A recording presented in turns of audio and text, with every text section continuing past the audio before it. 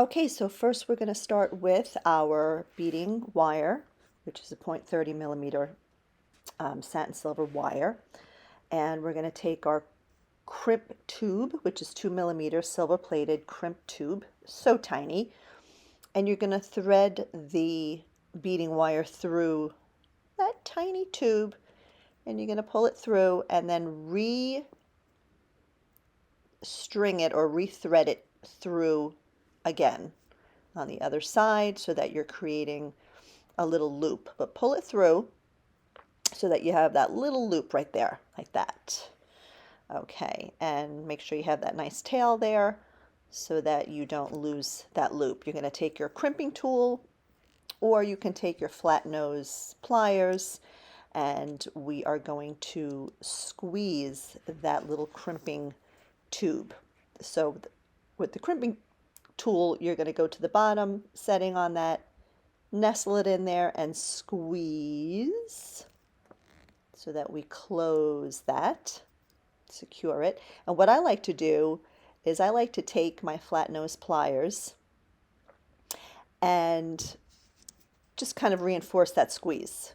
And I slide it down to the bottom of that tool and I squeeze, squeeze, squeeze. And then you want to test it to make sure that tube is tight, and it is. Okay. So then you're going to snip off that little tail there as close as you can with your wire cutters to that squeezed crimping tube. And so now you have your little loop, which we will end up putting that jump ring on at the end.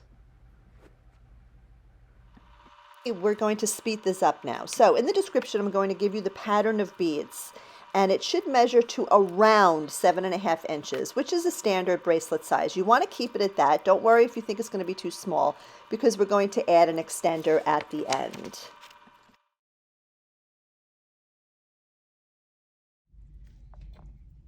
Okay, so now we are going to add our little crimp tube to the end, just like we did in the beginning, but this time we're going to add the lobster clasp. So first we just slide that little crimping tube through like we did in the beginning. Slide it down, doesn't matter how much you have left right now. And then you're going to take your lobster clasp, which is coming in your kit, and you're going to slide that through. You'll see a little loop there. And get in there, and you're going to keep it in front of that crimp tube, and then you're going to re-thread it. Go over the lobster clasp and then re-thread through the crimp tube. Get that little piece, hold on to the lobster clasp and pull all the way so that it's snugly to the very end. You don't want added wire there. So make sure it's to the end. Get your crimping tool, go to the bottom part again, and just like we did before, you're going to squeeze that tube, squeeze it tight. And then again, I will take my flat nose pliers. Can't really go to the fat part like we did in the beginning because you don't want to crush the lobster clasp. So just squeeze it. Added tightness there. Make sure it is snug. Always test. And then of course you're going to snip off that little tail, again as close as you can to the base.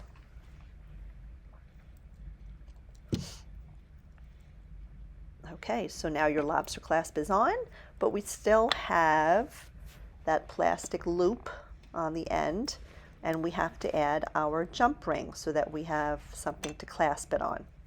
So we're going to take a little jump ring there, which again, that will also be in your kit. Squeeze, pry it open, and then just connect it onto that plastic loop, the wire, and close it up. Now, if that length is good for you, great. Otherwise, we're going to do an extender.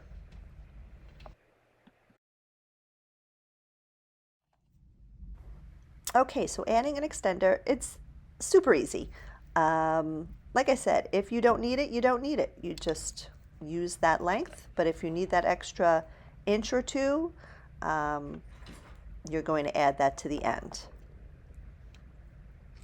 So you're going to pry that jump ring open with your needle nose pliers. Just pry it open and simply grab the chain, extender chain, and put that onto that jump ring. And then again, you're going to take your flat nose pliers and you're going to squeeze it closed. Make sure it's totally closed. And now you can clasp that wherever you desire, whatever is a good fit for you. Awesome, beautiful, beautiful.